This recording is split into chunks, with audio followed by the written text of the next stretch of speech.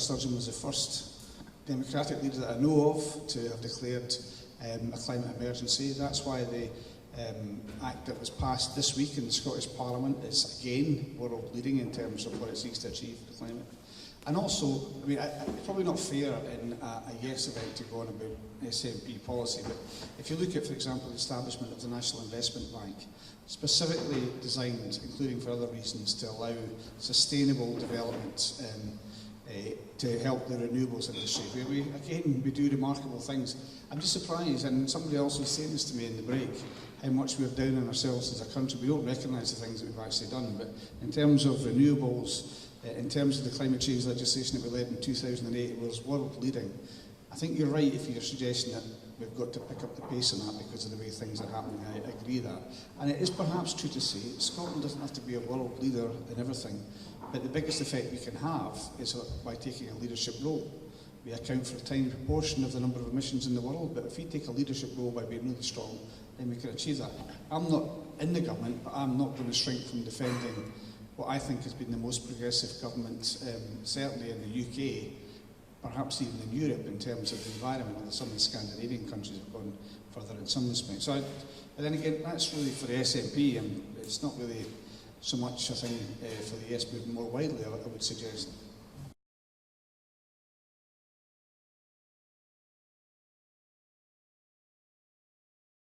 It does feel a little bit like, do you remember we had the summer of independence, and then there was the independence is now, and you know, Brexit is now, so we're going to start campaigning about independence.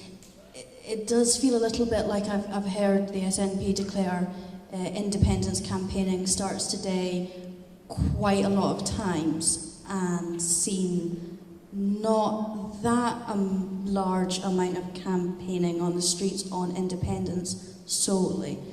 And I say that in the most respectful manner. It's the yes groups that have been really pulling the weight there, to their absolute credit. But to be fair to the yes groups, they deserve a bit of backing, you know. I think a lot of the strategic focusing from the SNP leadership has been to talk about Brexit. And I can understand, again, why that has been. But the problem is, when we start talking about Brexit, we assume that the public makes the link between that and independence. But actually they don't. They just hear the B word again and switch off. They don't start thinking about the visions of a different country that we want to build, that we were talking about earlier as being so important, because we're actually not talking about independence anymore. We've shifted the conversation towards something else and not towards independence. So I'm very keen to start talking about independence and start seriously campaigning on independence. And I think, as you say, that has to involve some sort of policy consensus, some sort of joint agreed statement. Personally, I think the SSP is well up for it. We just need an invite. So Claire Murray, where are we now in terms of that? Yeah, so I would agree that actually I think it would be great to have something that was a prospectus or a statement as quickly as possible. I mean, the Greens, our focus has obviously been on climate in the last sort of 6 to 12 months because the climate movement, particularly amongst young people, has been the thing which has been, you know, it's fantastic. We've been campaigning on this for such a long time, and actually it feels really like a moment now where people are absolutely crying out for green policies. So we're almost swamped with demand, so it's great, and we're really happy with that, but it's quite difficult to focus on independence at the same time, and then constitutional matters with Brexit as well. So we're being pulled in all sorts of different directions. But what I would say is that we have got, like I think I maybe said in one of my previous answers, that for me, independence is a means to an end for the Greens, more than an end in itself. And but there are members within our party for whom independence is probably the most motivating issue, and who will be the ones who will come forward and work cross-party and work with the wider Yes movement, and would be really keen to get involved and spend their time volunteering on those issues. So if we're called on, and if we have got an agreement across, the entire organisations, everybody who's involved in this broad movement, we would definitely be coming to the table and getting involved in that, because I've no doubt that we've got members who would be dying to get involved. And I think so the way that we work internally is we have got a very long and very dreadful to read policy document, which is all of our conference motions and all of our policy motions all compiled into a great big long document. So we've got a very clear policy position on all sorts of different things, which is refreshed every single time we have a conference. And so we're ready to come to the table with what our policies are, both about how we transition into independence and also what an independent country looks like in terms of our policy response. So we're ready to come to the table, ready to have that discussion about where does our policy line up with the SNP and other parties involved in this, and what do the voter base look for. So we're ready for that, we're looking forward to that, and I'm sure that there's members in the Greens who would be happy to have that conversation, but we just, I guess, need to organise around it fairly soon as well, so that we can get this ball rolling, because I think you're right, being ready for that is absolutely necessary. If we wait until we've agreed a day to announce that, then it'll just take a life of its own, and we won't be in control of this, which I don't think is the way that we want to campaign, is it?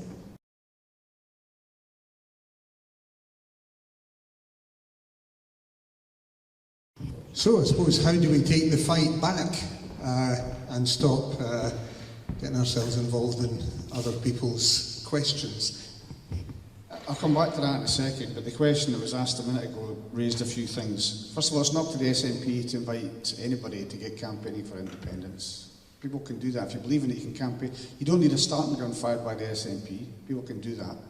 The point that's been made about leadership, summer of independence campaigning, yeah, what's wrong with that? We should be campaigning all the time for independence. There's never a wasted time. If you've gone out campaigning for independence, I've just taken a wee note there, in the last couple of weeks I've been to Shetland, Tane, Castle Douglas, I've been in by-elections across the country. I always ask the question about independence. It's not been wasted.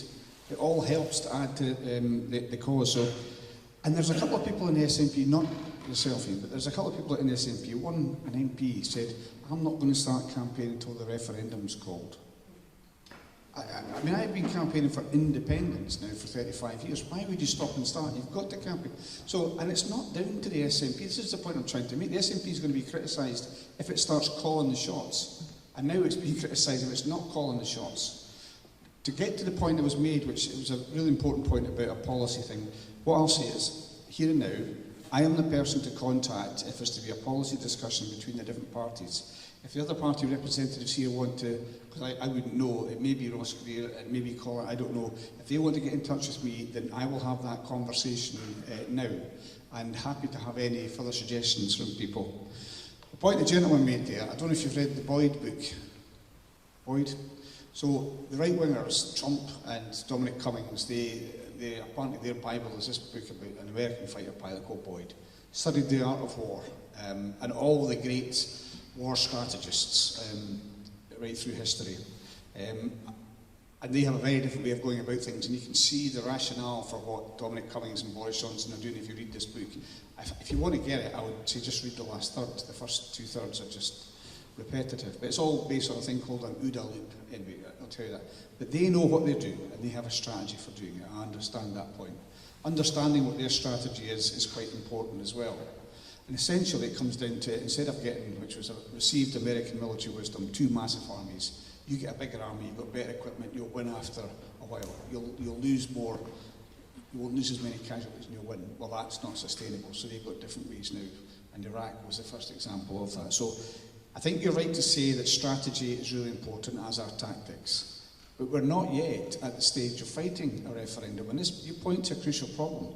Whilst we're not, and if we form a Yes Alliance now, we will become responsible for expenditure and all sorts of other things, and how easy would it be to get to that stage in the first place? That is the most effective way to have a strategy and tactics, when you have that focus and that unity.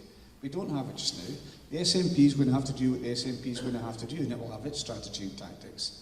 And there'll be a time that comes when the Yes movement has to do that as well. But you can hear even from the answers today, we are not in the same place we were back in 2012. I hope that we could quickly get to that stage, because they will be making their plans already. They're a bit preoccupied with Brexit, but there are people that are looking at this very seriously from their side the whole time. So, and the last thing on currency. I agree. I used to say when I was going around the country talking about the Growth Commission and making the arguments for it, You can't imagine in the film The Outlaw King, Chris Pine standing at the Battle of Loudon Hill when he's just about to confront the English army and saying, hold on a minute guys, what if we win, what are we going to do for a currency? I mean, nobody, no independence movement has turned on the issue of currency. Whether it's because of our fault or not, you cannot deny, or my experience, I get asked about it all the time, on the doorstep. Forget about reporters and other parties. I get asked about it. You have to have an answer for it. That's why we do that. Whether it's true that we allowed ourselves to get dragged onto that ground in 2014, what's the point of going over that? But we do have to deal with the questions that people ask us, as well as what we want them to be talking about as well. And one of the legitimate answers is to say, it doesn't matter to that extent what a currency an independent Scotland use. We can make the economy work without one. And you're absolutely right to say it didn't matter what we said. We talked about a currency union. No, you can't do that. We're now saying we'll use the pound on day one. No, you can't do that. A Sky reporter said that to me. I was interviewing me 2 weeks ago, last week. And he said, OK, so what currency are you going to use? I said, well, on day one, for the SNP, it'll be the pound, and we'll move to a separate Scottish currency. And his next words, you can still see it on Sky, is, what if we don't like you? What if we don't like you, is what he said. But you can't uninvent the political dialogue that we have. You're right to say we should try and reset it onto our ground as much as that's possible, but you do also have to answer the questions which are in front of you at the time. Greg, I'm going to ask you if you want to. Aye. Lots of opinions in this. We were actually talking about political parties and the makeup, size and so on. There's 5.4 million political parties in Scotland. Some of them are mainly interested in when's my next meal and who's changing my nappy. But the majority of people in Scotland are effectively one-person political parties, all with their own range of views. And we have to put many of them aside, because to put any of them into effect, we have to have a large amount of support. And that's what political party members do. Not everybody wants to do that. That's why they don't join political parties. Many of us do want to achieve at least a few of those objectives. That's why we do want to join the political parties. Let's take that just a wee stage further. I don't see any move unless we become a totalitarian state. I don't see us becoming one single party state. So we'll have to have an accommodation between political parties and understanding a modus vivendi, so that we can actually live and work together to achieve better things for our country. And that's where we're heading now. Take that into the constitutional realm and be able to work and give a common voice to at least a few statements. Let's remember what happened from the negative side of it. Let's remember the vow. And the effect, there are some people trying to say now that the vow had no effect at all whatsoever, and it didn't influence the outcome of the last referendum. I don't believe that for a minute. I believe it had quite a significant effect. And I'm not a conspiracy theorist. It's just that, I was a campaigner at the time. I was on the doors, I was talking to people, and, I saw the effect out there. Let's turn that on its head. If instead of, a group of 3 chancellors, one real one, one pretending, one spare pretending, putting together a vow, and speaking on behalf of the establishment, if we could speak on behalf of the Scottish people and come together, put a few terms together and put forward our vow across all parties and non-parties as to our vision of a future Scotland in the most simple, broad terms, then I think that could be quite influential as well. And that's what I want to see. We don't need to put aside any of our principles in any of this. We're actually kind of a wee bit going back onto the questions that were raised earlier on, but I see that as the best way of political parties working in the coming stage. Mutual respect, but working together and agreeing together where we can, and that's it. Peter. Keith was mentioned there, as was mentioned from the floor as well, the business of dealing with questions like current currency. Do we respond in the way that we have in the past and try to make a case for various different options, or do we do something else? We hear a lot of talk about reframing these days. What we don't actually see is very much reframing. We keep getting dragged back to doing things the same way that we did in 2014. When I talked about propaganda cues earlier on, that's part of the reframing as well, setting different questions. We're talking about a single issue campaign, a referendum, single issue campaign. And we talk about the referendum, there's a tendency to forget that it's a single issue campaign. So people will say, oh yes, referendum, we need to focus. And here is the list of things that we need to focus on. No, that's not focus. If there's a list of things, there's no focus.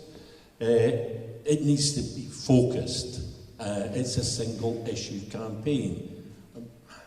I don't know why I even have to say that, but apparently I do. There was a couple of remarks made. Rasheen said something about independence being for independence and not for anything else, and there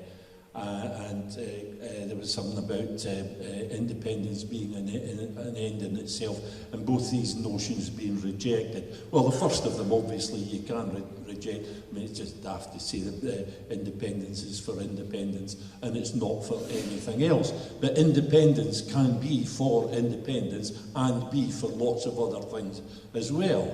It's justified in and of itself. We hear a lot of people, and if you could just bear with me for a moment, that people talk about their journey, from no to yes. Most people, I would say, in the yes movement talk about that journey, and it makes very compelling stories. I don't have a story. I don't have a story about a journey. I never had to make that journey.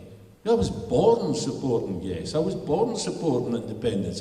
I can't remember a time when I didn't. I was a precocious wee shite when I was a bairn. I was reading at a very early age, and I joined the SNP when I was 12. I'd been campaigning with them before then. I didn't need to be told.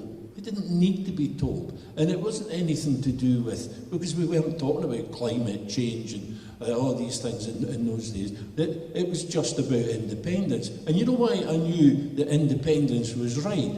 It's because I recognised right away that the union was wrong. It's as simple as that. So to say that independence isn't something in its own right, then an end in itself, it's a nonsense. If you're saying that, you're not understanding what it's about. It's because we want independence because the constitutional settlement that we have at the moment is wrong. It's a constitutional settlement which denies our sovereignty, and it denies us the effective exercise of our sovereignty. That is wrong. That is not only undemocratic, it's anti-democratic. So it's perfectly reasonable to say that independence is an end in its own right. It's a matter of constitutional justice. It's a matter of democracy. What you would do with it after that is another matter. But what David was talking about, reframing and getting the campaign onto the ground, I think that is very dependent on getting this focus. And you're not going to get this focus talking about policy. Thanks, Peter. Claire. It's so funny. I'm actually finding this is really interesting because this is literally why I wasn't an independent supporter previously. Because I feel like, so I'm a Borders girl and I grew up so close to the border, travelling back and forth literally every day for, as a kid for shopping, as an adult for work. And so for me, erecting a border between two countries, which, for me were contiguous, just didn't make any sense for me. And it took me a heck of a long time to work out why there was, kind of any reason personally for me to see that there was a need for two independent countries to exist. It just didn't occur to me, and I think constitutional matters to just general members of society quite often aren't important. It's not until there's something that comes up where there's actually a need for constitutional change where it becomes an issue. So for me, it's interesting, we're poles apart, I think, in terms of how we see this debate, and it's fascinating actually listening and thinking about how my framing of it is so completely different from that. And I think that there needs to be an acceptance of both of those, because there'll definitely be people who will vote yes for this reason, because they see that constitutionally they want to dissolve a union and that's their point of view, and that's fine. And there'll be people who've got my sort of sense of perspective, which is that it's about achieving something once independence has been enacted, and that's okay too. I think there should be room for both, and there has to be recognition that both points of view have got a place within the campaign, because there will be voters who are sitting across that entire spectrum, and we have to be able to speak to them all and not turn either off. So I need to work out how to make sure I don't turn off voters by talking about it in the way that I think about it as a means to an end, because I don't want to be actually putting off people. So there's an interesting debate here around what is our language, how do we use things, and back to the question about framing, I think actually that's really important, isn't it? We have to think, again, how do we unify around messages? How do we communicate what we're talking about in a way that does not alienate different groups of people, speaks to different people? And there's something here about having quite a skilled approach to what are the choices of language when we're putting together campaigning materials, and the ways in which we're going to talk about what independence does, how to respond from the 2014 conversation, moving on from that, and moving on through the fact that we've had a Brexit referendum, and so the nation is really experienced around referenda now, and so how do we take all of that learning and the experience that people have had over the last decade of politics and come up with something that's fresh and new and speaks to all of these experiences? It's pretty challenging, isn't it? I think we've got a really detailed brief almost to pass on to an agency to say, could you come up with some language and some like top level campaign headlines, strap lines, and almost like a marketing campaign, isn't it? To think, how do we come together and bring together all of these different range of views, none of which are wrong, they're just different. And it's interesting, having heard that quite impassioned speech, that I think there are people who sit at all ends of this spectrum, so it's trying to work out how to bring all that together. It's challenging. It's a challenge, yes. Roisin, you're very lucky. You get the last word in all of this. I find both of those contributions absolutely fascinating, because actually I sit somewhere weirdly between both and can relate to both of those stories. I mean, I grew up in a very politically active household. My parents are respectively from the Republic of Ireland and the North of Ireland, and so the breakup of the British state was high on the political agenda from the year dot. So I too grew up supporting independence and thinking that was just the normal default option. Constitutional issues were really high up on my agenda and were intimately linked with political activism for me and for social justice for me. And I too was very precocious in my political activism, joined the SNP when I was 13, became the leader of the SNP's Edinburgh students group when I was 17 in the first year of having gone to university. So I really relate to the kind of story that Peter has there. However, I am an unusual beast, and I think you are too, Peter. And it's important that we recognise this. Because I think there are more Claires in the world than there are Peters and Roishins. And I think that's okay for the Peters and Roishins of the world to recognise that. And so I've never really framed my debate on independence actually in the way that I see it, as simply the right of nations to self-determination as a principle that any democratic socialist must hold. That's why I support independence, and that's a principle that I would apply to Ireland, to apartheid South Africa, to Palestine. It's just simple to me that this is a issue that I hold, and I consider, although Scotland is not under the same circumstances as those examples that I listed, Ireland, Palestine, South Africa, there is a social equality to be gained in our independence movement, not on the same scale perhaps, we're not an occupied nation, but certainly that this was a movement that was for greater equality and for self-determination, and therefore that's part of socially progressive values.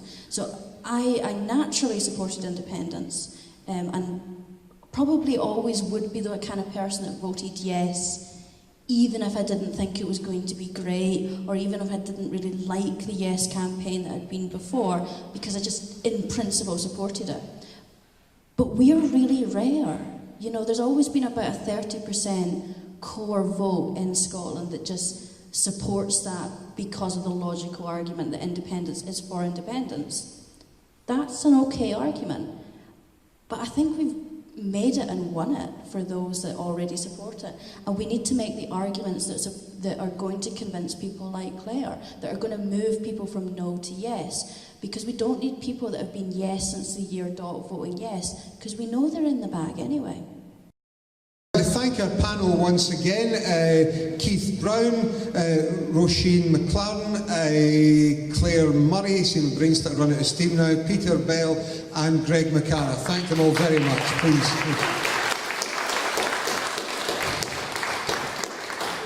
We have a hand as well for our chair for the day, Andy Patterson.